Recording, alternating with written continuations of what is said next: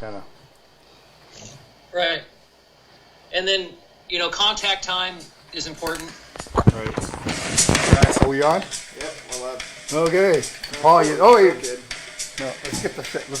Okay. David, good morning and welcome to Boulder.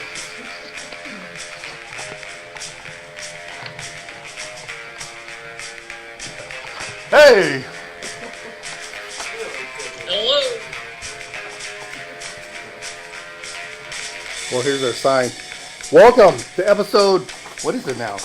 112. Day whatever of the the worldwide pandemic over here. So Travis, you can join us here. All right. I hope so a little bit. That's okay. We're cooking. It's a messed up tripod. Okay.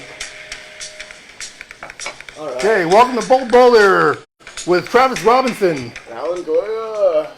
Episode 112 with our special guest and Dave Anderson, our special guy at the bar. Hey, Dave. Hey. And our special guest, Paul Klouse, with Emergency Aid. Hey, Paul, how you doing this morning? Good morning. Good morning. Good morning. So, what's happening at Emergency Aid these days? Are you guys keeping busy? We are. We're fairly well stocked still. Oh, yeah? Okay.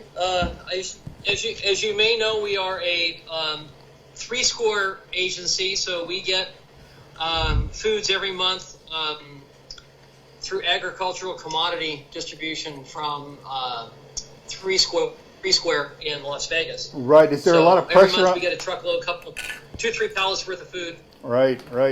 And it's all volunteers, right? Kind of doing this thing. We have one paid office employee, and the rest of us are volunteers. Right. Mostly old retired guys like myself. Yeah, kind of vulnerable. Yeah, kind of an interesting population mix. So with this coronavirus thing, how were you guys operating differently? Is there anything differently happening down there? Well, what we used to do, of course, we're at the Water and Power Building, 600 Nevada Way. Right. We used to bring people in through the public entrance and then up into the pantry, usually 2 at a time, to essentially shop. They would shop their own foods. If you can see the foods behind me, we would sit at this very desk I'm sitting at right now and give them, their choice of whatever was up behind me.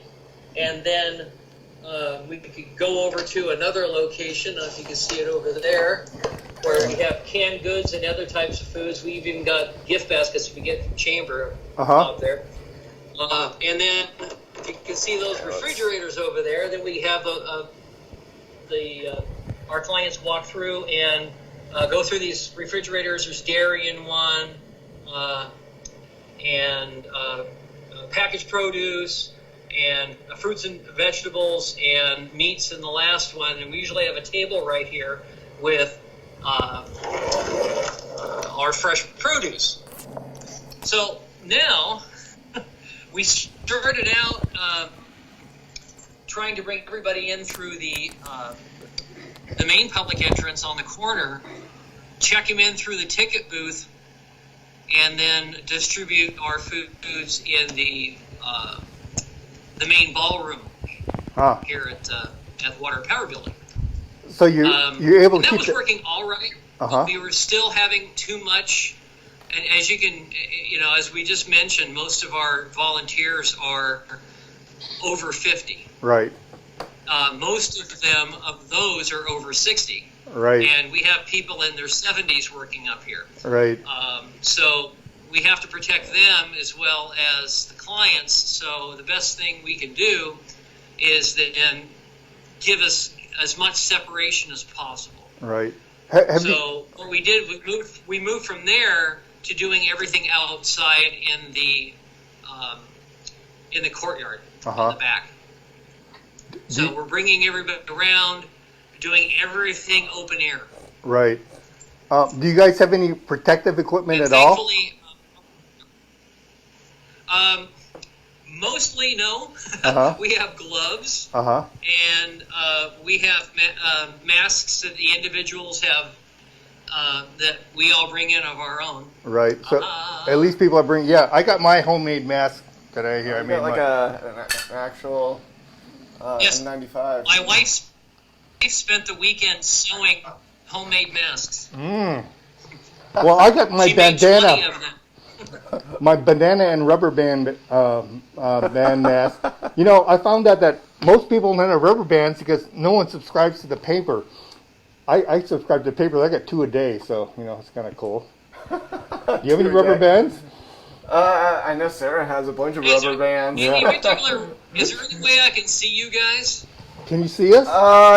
Yeah. I mean, technically, if you look on the phone, maybe, but that's about it.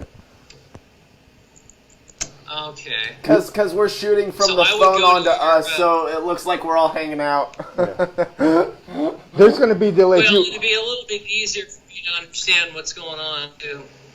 Oh, not much is going on.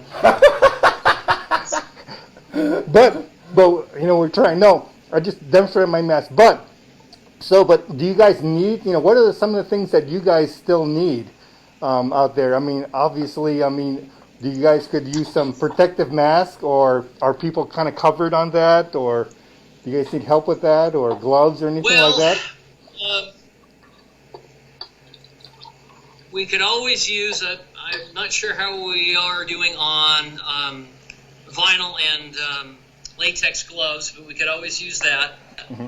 Any kind of mask that would stop some kind of droplets. Now, obviously, this is an N95, which is the coveted mask. Right. We're not. Us but civilians are supposed to use, but you guys are on the front line. As they've noted on TV lately, it doesn't really necessarily have to be something that protective. Mm-hmm. Just about anything is going to reduce your opportunity for taking droplets in. Yeah.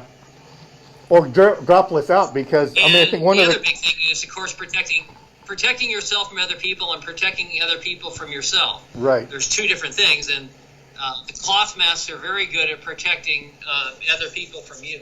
Right. Yeah. Because we don't know who has it, or because no one's been, there's not enough tests around, right? So you don't really know. Some people are, don't And of show course, we symptoms. have the coveted hand sanitizer. Ah, yes. Coveted hand sanitizer. It's hard to find coveted. They said use hand sanitizer, but you can't find it. So what do people are doing? Purell doesn't exist anymore. No, you can't. So Deborah Finnegan says money.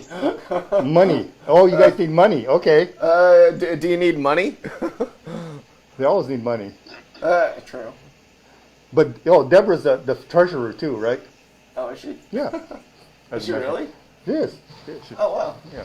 Oh, good for you, Deborah. They need money. Buy vodka. So, Well, vodka's not strong enough, right? Is vodka strong enough, Paul, to sanitize your hand?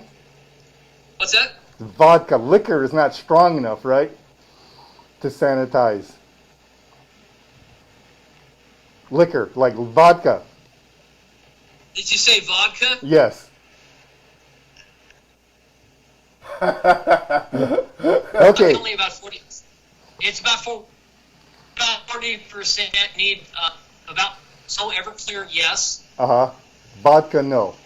Lose you guys? Yeah. No, I'm still here. no, it's just lagging. Vodka's a no. Vodka's a no. And Everclear's a yes. Everclear. Everclear's a Yes. yes. Okay. That's strong enough. So, yeah. So stock up on It's over Everclear. 70%. Right.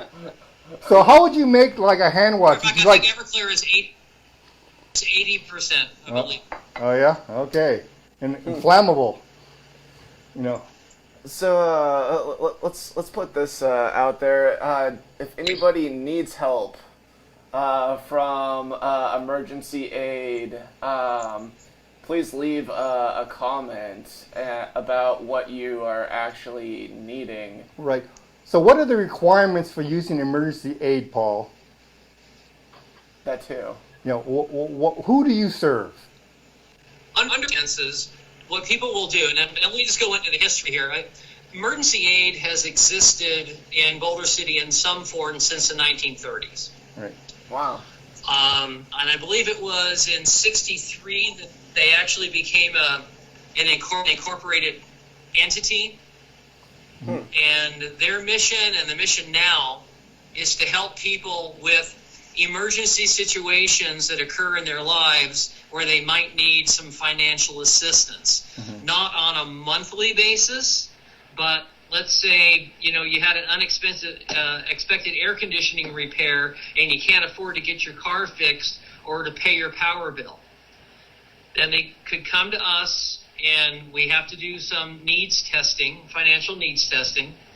And I have a sheet right here that basically tells me if it's a household of one, your annual income cannot be above $23,107.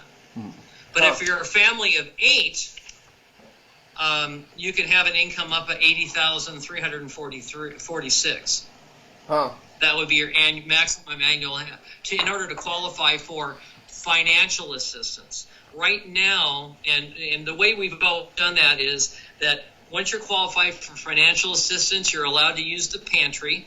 We want you to use the pantry because we don't want you to spend any money we give you on food. We want you to spend it on the other things that you need that you brought to us, your power bill or some other type of need. Yeah. And or to make your rent this month because of loss of a job. Right. Yeah. So, and I'm sure a lot of people who've just lost their jobs can now show that can now document the fact that they don't have the income. Right. But right now, we're allowing anyone who's a Boulder City resident, and this is all the financial assistance and everything is only for Boulder City residents. You have to prove you've lived here for 30 days to use the pantry and for 6 months to use the financial assistance. So you have to be a Boulder City resident. But lately, since this whole issue has started, we wanted to make sure that nobody goes hungry in Boulder City.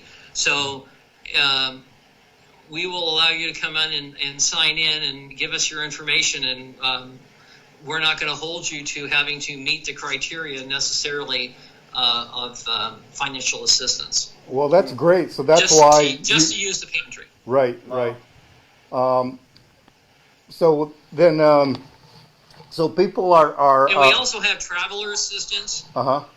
If somebody's stranded in town, their car breaks down, they're trying to get from point A to point B.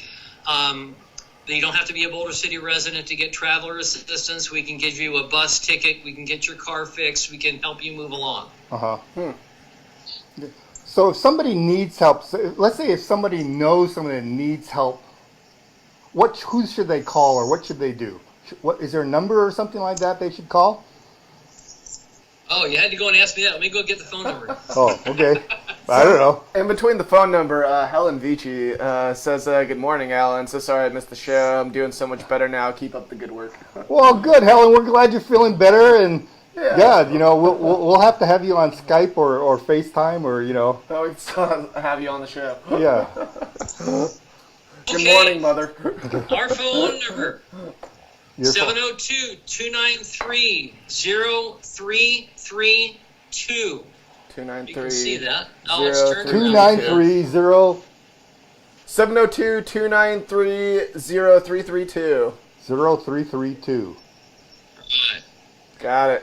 So if anybody knows anybody, I mean, not only yourself, you need some help yourself, but especially I think it's incumbent upon us as a neighborhood thing, like who do you know that maybe need help, and this is help them. So we have to kind of like be our eyes and ears, and take care of each other right now. And we do need to talk to the individual that needs assistance, but we can do that over the phone if somebody's shut in. Right. I think a couple of times last week I ran food to drop them off at people's residences because they couldn't make it in. Right. And we just do a curb drop and they come out and get their products. And we have, a lot of staples. That's awesome. That's a great as service. you can see, we've got tons of ramen and even pancakes and syrup and tuna and chicken. Oh yeah. All the essentials. all kinds of. That's awesome. And How about hoisin sauce? usually we get some kind of a meat product from 3 Square every month, and rice, beans, canned goods, peanut butter, things like that. Huh. And often purchase our own. Right now we cannot do that, so we're purchasing through another vendor. If we happen to need something that we can't get from 3 Square, we'll purchase it. Do you need volunteers? Is there a need for volunteers? They're probably younger volunteers. Do you have a need for that? Yes, younger volunteers, people that can work the pantry, people that are not adverse to sitting down and discussing personal financial information with people that come in. Right. And that has a Good morning, Marcy. a good personal the ability to just sit and talk to people and the desire to help people that need that have that desire to that kind of we all have a desire to help, but not all of us have the ability to or the comfort level to sit and talk to people that way. Right. So we're looking for a lot of special people that can actually sit in the office and work through that, and then they have to be also connected to the state through the Clarity system in order to put all the information in. Okay, and we need a lot of it's invasive as far as the amount of information we need. One of the things that we do also require is that anyone getting financial aid from us also take the credit union course that they offer. I think it's every quarter, where they offer the financial responsibility class.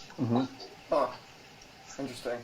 And just to help people help themselves. Right. Yeah. So all our friends out there, especially especially for those that are tuning in on BC Social, if you know anybody that has, we need emergency aid needs volunteers.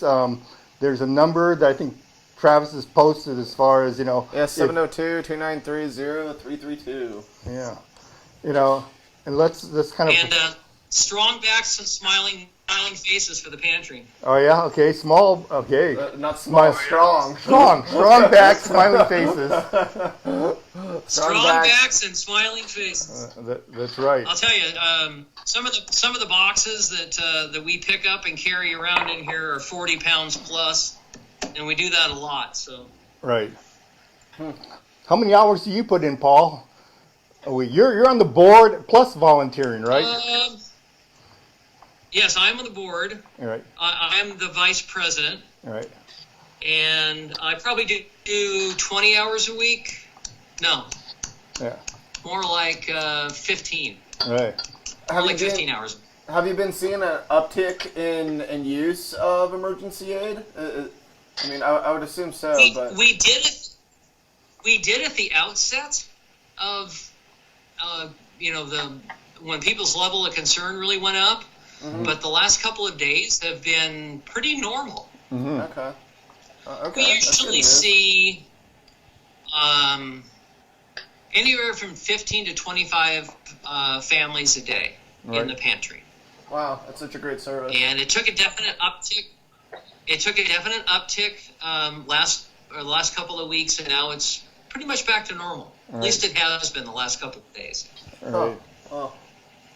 So, have we talked about the disinfectant, Paul? Have we talked about Clorox yet? No, okay. I don't think okay, we've Paul, talked about Clorox this is yet. see, Paul and I, we have this long and Boy Scouts and everything, and Paul's the one that showed me about disinfecting and the difference between cleaning and disinfecting, because he was working for the county health district. The health district. Right, and I was sterilizing our. I'll even clarify that further. There is sanitizing. Right. There's disinfecting. Ah. Oh. And they're not the same thing. Okay. Do we have to do all of them? Sanitizing. Oh, we do. Well, it depends on what you're doing. When you and I were talking, Alan, it was about washing dishes out in the middle of nowhere. Right. For Boy Scouts, right. And I was describing the wash, rinse, sanitize. Yes. That's right. And then air drop. Right. The 3-tub system. And that sanitize step is only about 50 parts per million of chlorine, which is not a lot. No, it needs to millions. air dry. And Yes, all that's going to do million. is reduce the pathogenic organisms on a surface a certain a smaller amount than a disinfection. Right. So I'm not going to get into how many log reduction that is because that'll put everybody to sleep. Well, most of us aren't even awake yet. Okay. I'm barely awake myself. Yeah, well, so, the sanitizing thing, we hope we won't... Disinfection, Right. and for instance, we use state regulations required when we were in childcare, doing things for childcare, to disinfect a hard surface like a diapering surface, we would use a 10 to 1 bleach solution, 1 part bleach, 10 parts water. Like in here, right? As a requirement in a spray bottle for that location. Uh-huh. Now, I just looked up National Institutes of Health, and they're saying 5%, and I would go anywhere between 5 and 10% would be a good surface disinfectant. Right. Now, for just about any reason. Right. Now, also, you need contact time. Uh-huh. And contact time is wet surface time. Once you've wetted it down, you need to. The longer you let it sit there and dry, the better disinfection you're going to get. So really? it's better. Wow. So it's better after you spray it, just to leave it wet. Don't wipe it. Yeah, don't wipe Spray it down. leave it wet, let it dry. Wow. See? That's I learned valuable. something. That's valuable. Yeah. I knew this was your superpower, Paul. If you want to do it one better than that, Yeah. if you want to do one better than that, put it out in the sun, Put it on the sun. and then you get the UV effect as well. Wow. Well, putting up, this countertop is going to be tough to get out in the sun, but, You can leave disinfectant on it. Yeah, you can leave disinfectant. 10% Clorox. Oh, hey, here's another helpful tip for those you enclosed, with your wife. Do not spray the upholstery with the Clorox. It does bad things, and your wife will get really pissed. No, yeah, I know. There's like, oops. Just leave the germs on the Well, they upholstery. turn white. Yeah, no, yeah. Yeah, what do you say? We're mostly talking about hard and curvy surfaces. Hard and curvy surfaces. Okay, this is my wife. Okay, sorry, honey. It's a joke. Okay, well, Paul, we really appreciate you taking your time and learn and thanks for all your everybody there at Emergency Aid who are not only helping the community but putting themselves at risk for the good of the community. And I hope that the community supports Emergency Aid, and I guess you guys could use some safety equipment too. I think that's the main, the people that are on the front line need safety equipment, And I hope you guys get all of that stuff. Hey, Dave, you have any questions? Me, no. I want to hear the story about spraying the upholstery. Did that really happen? Yes. So Dave wants to hear a story about I did. spraying the upholstery. It was actually a drip. It was actually the chair you're sitting on there. It dripped. I was spraying it, and a little drop fell on the upholstery. Now there's a... There's a big... Oh, I see there's it. a big... It's very white. It's very white. Clorox. Are you in trouble, Alan? I have been. I'm constantly. It's like, He came on with a lot of heat with me this morning. Yeah. I was late, but it turned out to be the upholstery. yeah. I had to wake him up. Oh my. Okay. Anyway. Hey, next week we have Lisa LaPlante at the Emergency Command Center over there at the city here next week. So we're going to have more information. Any other kind of news everybody can share, but let's all help each other out. And hey, everybody at BC Social, thank you for tuning in and subscribe to our YouTube channel, which I will post on the Facebook Live later.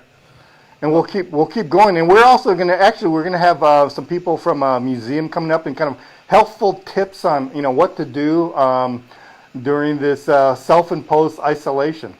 Anyway, thanks, Paul. Yeah, thank you, Paul. That was a great interview. Thanks, Dave. Yeah, thanks, Dave. I'll play We're us gonna off. All right, you guys take care.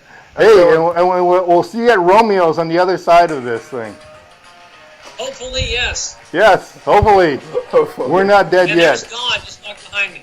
Yeah. Hey, Don, how you doing? There's Don. Hey, Don. Hello. Alan. Alrighty. Don comes all the way from Henderson's, I guess. Oh, really? Yeah. Wow. Yeah. That's awesome. He's here. He's here. Alrighty. Boulder. All right, gentlemen, I have to run to Albertsons to pick up whatever they have for us today. Okay. Perfect. Episode 112. Thanks, Paul. Thank you. You're welcome. Thank you. Yep. Keep it up. Thanks.